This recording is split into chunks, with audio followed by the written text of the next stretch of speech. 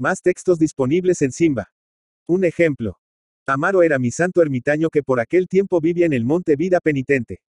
Cierta tarde, hallándose en oración, vio pasar a lo lejos por el camino real a un hombre todo cubierto de polvo. El santo ermitaño, como era viejo, tenía la vista cansada y no pudo reconocerle, pero su corazón le advirtió quién era aquel caminante que iba por el mundo envuelto en los oros de la puesta solar, y alzándose de la tierra corrió hacia él implorando: Maestro, deja que llegue un triste pecador. El caminante, aun cuando iba lejos, escuchó aquellas voces y se detuvo esperando. Amaro llegó falto de aliento, y llegando, arrodillóse y le besó la orla del manto, porque su corazón le había dicho que aquel caminante era nuestro Señor Jesucristo. Maestro, déjame ir en tu compañía. El Señor Jesucristo sonrió. Amaro, una vez has venido conmigo y me abandonaste. El santo ermitaño, sintiéndose culpable, inclinó la frente: Maestro, perdóname. El Señor Jesucristo alzó la diestra traspasada por el clavo de la cruz: Perdonado estás. Sígueme. Y continuó su ruta por el camino que parece alargarse hasta donde el sol se ponía, y en el mismo instante sintió desfallecer su ánimo aquel santo ermitaño. Está muy lejos el lugar a donde caminas, maestro. El lugar a donde camino, tanto está cerca, tanto lejos. No comprendo, maestro. ¿Y cómo decirte que todas las cosas, o están allí donde nunca se llega o están en el corazón? Amaro dio un largo suspiro. Había pasado en oración la noche y temía que le faltasen fuerzas para la jornada, que comenzaba a presentir larga y penosa.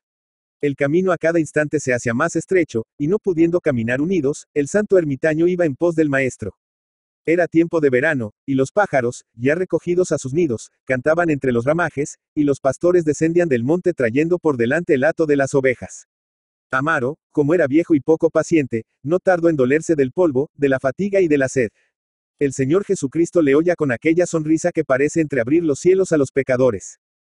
Amaro, el que viene conmigo debe llevar el peso de mi cruz. Y el santo ermitaño se disculpaba y dolía. Maestro, a verte tan viejo y acabado como yo, habías de quejarte asina. El Señor Jesucristo le mostró los divinos pies que, desgarrados por las espinas del camino, sangraban en las sandalias, y siguió adelante. Amaro lanzó un suspiro de fatiga. Maestro, ya no puedo más.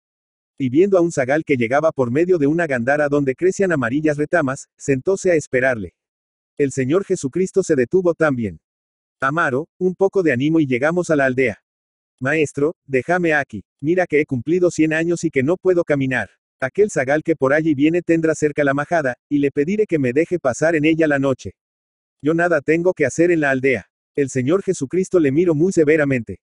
Amaro, en la aldea una mujer endemoniada espera su curación hace años. Calló, y en el silencio del anochecer sintiéronse unos alaridos que ponían espanto. Amaro, sobrecogido, se levantó de la piedra donde descansaba, y siguió andando tras el Señor Jesucristo. Antes de llegar a la aldea salió la luna plateando la cima de unos cipreses donde cantaba escondido aquel ruiseñor celestial que otro santo ermitaño oyó 300 años embelesado. A lo lejos temblaba apenas el cristal de un río, que parecía llevar dormidas en su fondo las estrellas del cielo. Amaro suspiró: Maestro, dame licencia para descansar en este paraje. Y otra vez contestó muy severamente el Señor Jesucristo: Cuenta los días que lleva sin descanso la mujer que grita en la aldea. Con estas palabras cesó el canto del ruiseñor, y en una ráfaga de aire que se alzó de repente pasó el grito de la endemoniada y el ladrido de los perros vigilantes en las eras. Había cerrado la noche y los murciélagos volaban sobre el camino, unas veces en el claro de la luna y otras en la oscuridad de los ramajes. Algún tiempo caminaron en silencio. Estaban llegando a la aldea cuando las campanas comenzaron a tocar por sí solas, y era aquel el anuncio de que llegaba el Señor Jesucristo. Las nubes que cubrían la luna se desvanecieron y los rayos de plata al penetrar por entre los ramajes iluminaron el camino, y los pájaros que dormían en los nidos despertaronse con un cántico, y en el polvo, bajo las divinas sandalias, florecieron las rosas y los lirios, y todo el aire se llenó con su aroma. Andados muy pocos pasos, recostada a la vera del camino, hallaron a la mujer que estaba poseída del demonio. El Señor Jesucristo se detuvo y la luz de sus ojos cayó como la gracia de un milagro sobre aquella que se retorcía en el polvo y escupía hacia el camino. Tendiéndole las manos traspasadas, le dijo: Mujer, levántate y vuelve a tu casa. La mujer se levantó, y ululando, con los dedos enredados en los cabellos, corrió hacia la aldea. Viéndola desaparecer a lo largo del camino, se lamentaba el santo ermitaño. Maestro, ¿por qué no haberle devuelto aquí mismo la salud? Ha que ir más lejos. Amaro, que el milagro edifique también a los hombres sin fe que en este paraje la dejaron abandonada. Sígueme. Maestro, ten duelo de mí. ¿Por qué no haces con otro milagro que mis viejas piernas dejen de sentir cansancio? Un momento quedó triste y pensativo el maestro. Después murmuró, sea, ve y curala, pues has cobrado las fuerzas. Y el santo ermitaño, que caminaba encorvado desde luengos años, enderezóse gozoso, libre de toda fatiga. Gracias, maestro. Y tomándole un extremo del manto se lo besó. Y como al inclinarse viese los divinos pies, que ensangrentaban el polvo donde pisaba, murmuró avergonzado y enternecido. Maestro, deja que restañe tus heridas. El Señor Jesucristo le sonrió. No puedo, Amaro. Debo enseñar a los hombres que el dolor es mi ley. Luego de estas palabras se arrodilló a un lado del camino, y quedó en oración mientras se alejaba el santo ermitaño. La endemoniada, enredados los dedos en los cabellos, corría ante él. Era una vieja vestida de harapos, con los senos velludos y colgantes. En la orilla del río, que parecía de plata bajo el claro de la luna, se detuvo acesando. Dejóse caer sobre la hierba y comenzó a retorcerse y a plañir. El santo ermitaño no tardó en verse a su lado, y como sentía los bríos generosos de un mancebo, intentó sujetarla. Pero apenas sus manos tocaron aquella carne de pecado le acudió una gran turbación. Miró a la endemoniada y la vio bajo la luz de la luna, bella como una princesa y vestida de sedas orientales, que las manos perversas desgarraban por descubrir las blancas flores de los senos. Amaro tuvo miedo. Volvía a sentir con el fuego juvenil de la sangre las tentaciones de la lujuria, y lloró recordando la paz del sendero, la santa fatiga de los que caminan por el mundo con el Señor Jesucristo. El alma, entonces, lloró acongojada, sintiendo que la carne se incendia. La mujer habíase desgarrado por completo la túnica y se le mostraba desnuda. Amaro, próximo a desfallecer, miró angustiado en torno suyo y solo vio en la vastedad de la llanura desierta el rescoldo de una hoguera abandonada por los pastores. Entonces recordó las palabras del maestro, el dolor es mi ley. Y arrastrándose llegó hasta la hoguera, y fortalecido esconde una mano en la brasa, mientras con la otra hacia la señal de la cruz. La mujer endemoniada desapareció. Albeaba el día, el santo ermitaño alzó la mano de la brasa, y en la palma llagada vio nacerle una rosa y a su lado al Señor Jesucristo.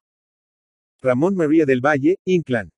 Ramón Valle y Peña, Villanueva de Arosa, 28 de octubre de 1866, Santiago de Compostela, 5 de enero de 1936, también conocido como Ramón del Valle, Inclán o Ramón María del Valle, Inclán, fue un dramaturgo, poeta y novelista español, que formó parte de la corriente literaria denominada modernismo en España y se encuentra próximo, en sus últimas obras, a la denominada generación del 98. Se le considera uno de los autores clave de la literatura española del siglo XX. Novelista, poeta y autor dramático español, además de cuentista, ensayista y periodista. Destacó en todos los géneros que cultivó y fue un modernista de primera hora que satirizó amargamente la sociedad española de su época. Nació en Villanueva de Arosa, Pontevedra, y estudió Derecho en Santiago de Compostela, pero interrumpió sus estudios para viajar a México, donde trabajó de periodista en El Correo Español y El Universal. A su regreso a Madrid llevó una vida literaria, adoptando una imagen que parece encarnar algunos de sus personajes. Actor de sí mismo, profesó un auténtico culto a la literatura, por la que sacrificó todo, llevando una vida bohemia de la que corrieron muchas anécdotas. Perdió un brazo durante una pelea. En 1916 visitó el frente francés de la Primera Guerra Mundial, y en 1922 volvió a viajar a México. Por su vinculación con el carlismo en 1923 fue nombrado Caballero de la Orden de la Legitimidad proscrita por Jaime de Borbón y Borbón, Parma. Respecto a su nombre público y literario, Ramón del Valle, Inclán es el que aparece en la mayoría de las publicaciones de sus obras, así como en los nombramientos y ceses de los cargos administrativos institucionales que tuvo en su vida. El nombre de Ramón José Simón Valle Peña solo aparece en los documentos de la partida de bautismo y del acta de matrimonio. Como Ramón del Valle de la Peña solo firma en las primeras colaboraciones que realiza en su tiempo de estudiante universitario en Santiago de Compostela para Café con Gotas. Semanario satírico ilustrado. Con el nombre de Ramón María del Valle, Inclán se le encuentra en algunas ediciones de ciertas obras su época modernista, así como en un texto igualmente de su época modernista, que responde a una particular autobiografía.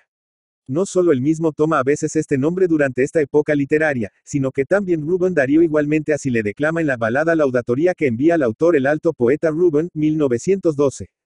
Por otra parte, tanto en la firma hológrafa que aparece en todos sus textos manuscritos, como en el membrete del papel timbrado que utiliza, solo indica Valle, Inclán, a secas.